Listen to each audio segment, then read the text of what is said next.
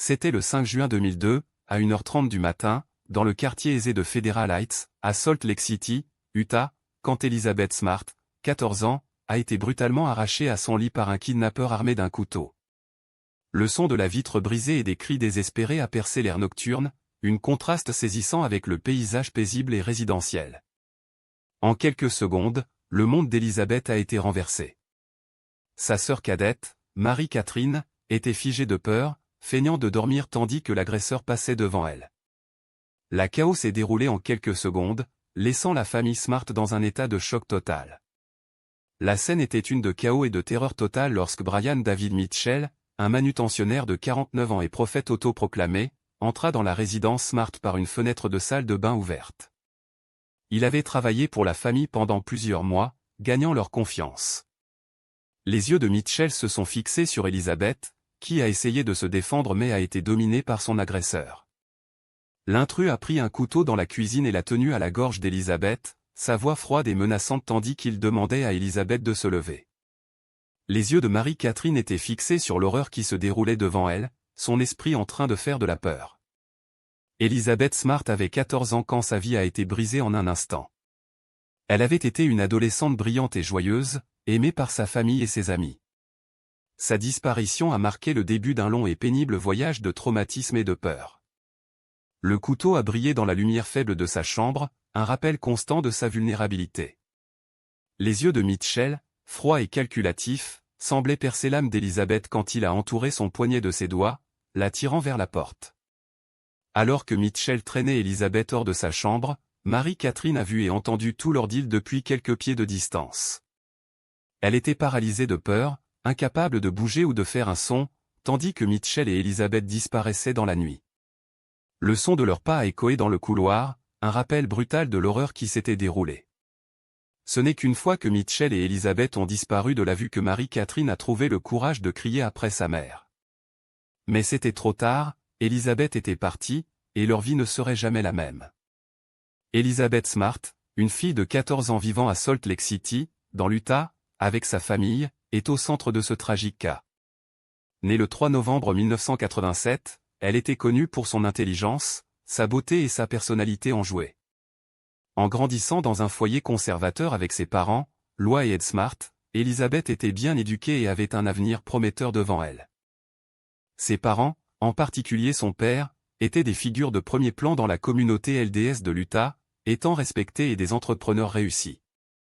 Leur maison, où le kidnapping a eu lieu, se trouvait dans un quartier calme, ajoutant à la sensation de sécurité et de normalité que Elizabeth et sa famille avaient. La vie quotidienne d'Elizabeth était remplie d'écoles, d'activités extrascolaires et de son amour pour les animaux. Elle avait une relation étroite avec sa sœur cadette, Marie-Catherine, et ses deux frères cadets. Le calendrier de leur famille était occupé, mais ils étaient toujours ensemble, et Elizabeth mère réussissait à garder la maison impeccable et organisée. Elizabeth elle-même était connue pour sa gentillesse, sa nature douce et son amour pour aider les autres. Ses parents, Lois et Ed, parlaient souvent de l'orgueil qu'ils avaient pour leurs enfants et les valeurs qu'ils leur avaient inculquées. La sympathie, la relatabilité et la sympathie d'Elizabeth venaient de son innocence, de sa vulnérabilité et de sa nature confiante. Ses grands yeux bruns étincelaient de gentillesse, et son comportement doux la rendait aimable à tout le monde qui la rencontrait. En tant que mormone dévouée, elle croyait en la bonté du monde et des gens qui l'entouraient. Les valeurs de son foyer, l'obéissance, la modestie et l'abnégation, étaient profondément ancrées en elle, et elle n'avait jamais soupçonné que la danger pouvait se cacher dans les ombres. Sa nature confiante la rendait une cible parfaite pour un prédateur manipulatif et rusé. Les relations d'Elizabeth étaient bâties sur la confiance et la communication ouverte avec sa famille et ses amis. Son père était un pilier de la communauté, et son influence s'étendait bien au-delà de leur famille. Il se serait souvent socialisé avec les membres de l'Église, et Elizabeth n'était pas étrangère au groupe de jeunes de la localité.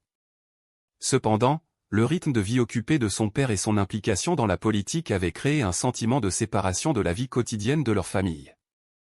La nature confiante d'Elizabeth l'avait poussée à s'ouvrir à son employé de maison, Brian David Mitchell, qui allait plus tard se révéler être un monstre déguisé. Au fil des mois précédant l'incident, le père d'Elizabeth s'était de plus en plus absorbé dans son église et ses activités politiques, la laissant à sa mère pour gérer la maison et s'occuper des enfants. Les horaires occupés de ses parents laissaient Élisabeth et ses frères et sœurs avec moins de surveillance et plus de liberté à la maison. Cependant, cette nouvelle indépendance rendait également Élisabeth plus vulnérable aux menaces potentielles. Il est difficile de dire si ce changement de dynamique avait joué un rôle dans le kidnapping, mais il est incontestable qu'il a créé une opportunité pour Mitchell de profiter de la nature confiante d'Élisabeth. Les parents d'Élisabeth n'avaient pas idée que Brian David Mitchell, leur employé de maison de confiance, avait été en train de regarder Élisabeth pendant des mois, étudiant ses routines et attendant le moment parfait pour frapper. Il s'est déguisé en homme de Dieu, utilisant sa charme pour gagner la confiance de la famille Smart. Le père d'Élisabeth avait même donné à Mitchell la permission de réparer les gouttières et de faire d'autres petits travaux autour de la maison. L'obsession de Mitchell avec Élisabeth et la vie de sa famille restait cachée, et ses intentions restaient un secret sombre jusqu'à ce qu'il soit trop tard. Au fil des jours, le père d'Élisabeth a commencé à remarquer le comportement étrange de Mitchell, mais il n'a pas pu mettre le doigt sur ce qui était anormal. Mitchell se présentait souvent à leur maison sans avertissement, affirmant être venu de l'église ou pour faire des courses pour la famille. Cependant, le père d'Élisabeth était soit ignorant soit choisissait d'ignorer ces signes de warning, et Mitchell continua à gagner la confiance de la famille Smart. Les premiers signes de l'intention véritable de Mitchell étaient là, mais personne n'a vu venir.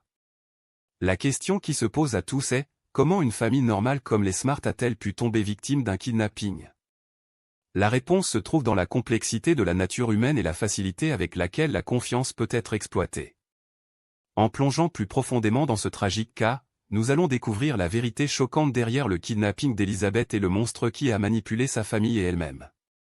Mais une chose est certaine, ce cas va changer la façon dont vous pensez à la confiance, à la vulnérabilité et à la face sombre de la nature humaine. La nuit du 4 juin 2002, Salt Lake City, Utah était en train de vivre une soirée d'été agréable avec une température d'environ 68 degrés Fahrenheit, et un léger vent qui portait l'odeur douce des fleurs en fleurs dans les rues. Élisabeth Smart, une fille de 14 ans, s'était couchée tôt, en attendant une nuit calme dans sa maison avec sa sœur cadette Marie-Catherine.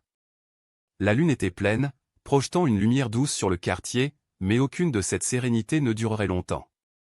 Les parents d'Élisabeth, Ed et Loa, dormaient dans le salon, inconscients des événements qui allaient bientôt se produire. Lorsque la cloche sonna 2h15, une présence sombre et sinistre s'introduisit dans la chambre d'Élisabeth. Brian David Mitchell, un homme connu de la famille Smart comme un bricoleur, avait travaillé pour eux pendant plusieurs années. Il avait des problèmes de santé mentale et avait une histoire de comportement violent. Le jour du kidnapping, Mitchell avait dit à la mère d'Élisabeth qu'il travaillait sur un projet dans leur jardin, mais il était en réalité en train de planifier quelque chose de sinistre. La femme de Mitchell, Wanda Barzey, était au courant de ses intentions et était activement impliquée dans la planification. Alors que Élisabeth dormait dans son lit, la présence de Mitchell dans la chambre passa inaperçue par sa sœur cadette, qui feignait de dormir par peur.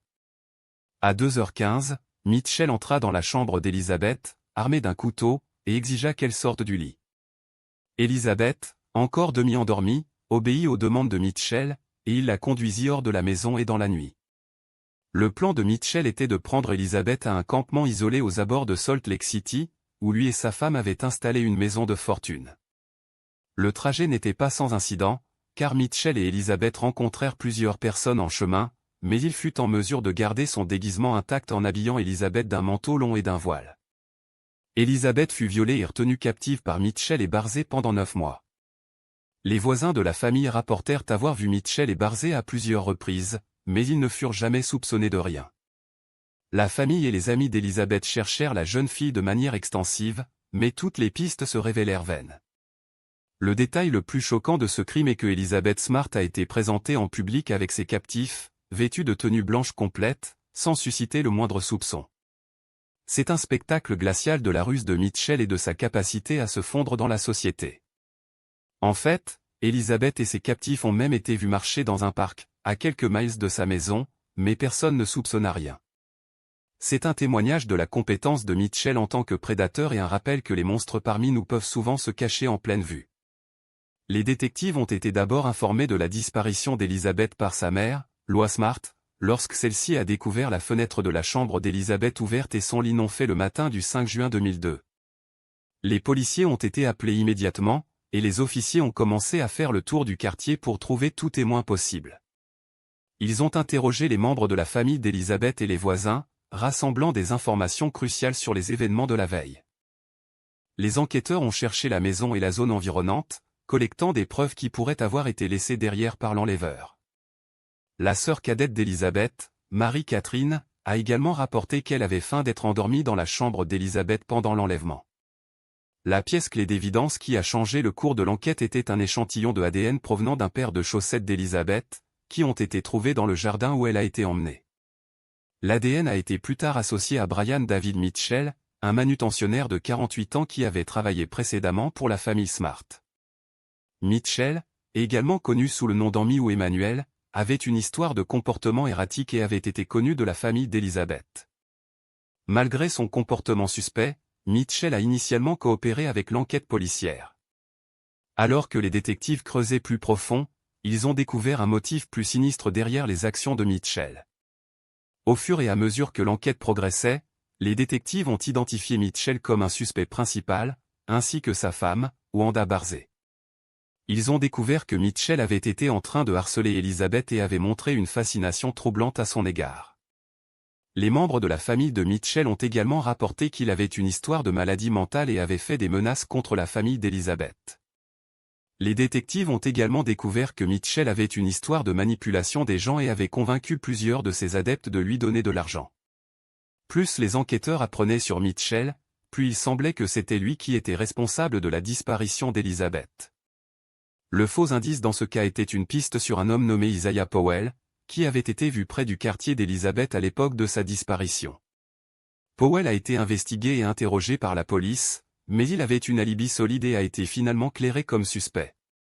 Cette piste a gaspillé plusieurs mois de l'enquête et a empêché les détectives de se concentrer sur Mitchell et Barzee. La participation de Powell au cas peut avoir été due à sa propre instabilité et au fait qu'il était l'un des adeptes de Mitchell. Malgré son claquement final, la participation de Powell au cas a servi de rappel des dangers des faux indices et de la tromperie. Alors que nous concluons notre enquête sur l'affaire du kidnapping d'Elizabeth Smart, un tournant a émergé qui a surpris les enquêteurs et le public de la même manière. Les ravisseurs d'Elizabeth Smart, Brian David Mitchell et sa femme Wanda Barzee, avaient auparavant été connus pour leur mode de vie radical et polygame. Il s'avère que l'obsession de Mitchell envers Elizabeth n'était pas seulement motivée par le kidnapping, mais également par la volonté de la rendre sa femme spirituelle. Cette prétention bizarre a été étayée par les témoignages de membres de la famille et d'amis de Mitchell, qui l'ont décrit comme un individu manipulatif et contrôlant. En fait, l'une des épouses de Mitchell à l'époque, Mariana Van Leeuwen, a affirmé que Mitchell lui avait dit qu'il considérait Elizabeth Smart comme la réincarnation de la femme de Joseph Smith. L'étendue de l'obsession de Mitchell envers Elizabeth Smart a laissé de nombreuses interrogations sur ce qui a motivé ce crime odieux.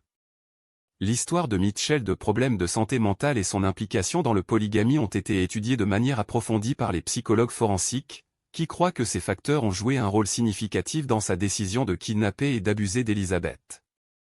En fait, un expert a suggéré que les actions de Mitchell peuvent avoir été motivées par un désir profondément ancré de contrôle et de pouvoir, qui a été exacerbé par son état mental instable.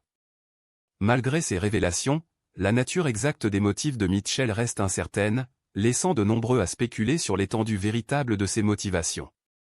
Qu'il soit motivé par un désir de pouvoir, de contrôle ou quelque chose de plus complexe, une chose est certaine, les actions de Mitchell ont eu un impact profond sur Elizabeth Smart et sa famille. Après un procès long et fastidieux, Brian David Mitchell a été condamné à la prison à vie sans possibilité de libération conditionnelle en 2011. Sa femme, Wanda Barzee, a été condamnée à 15 ans de prison fédérale en 2009, bien qu'elle ait été libérée avant terme en 2018. Malgré leur incarcération, la famille Smart a continué à plaider pour la justice et à sensibiliser à l'importance des personnes disparues et des victimes d'agressions sexuelles. En fait, Elizabeth Smart est devenue une avocate éminente de ces causes, utilisant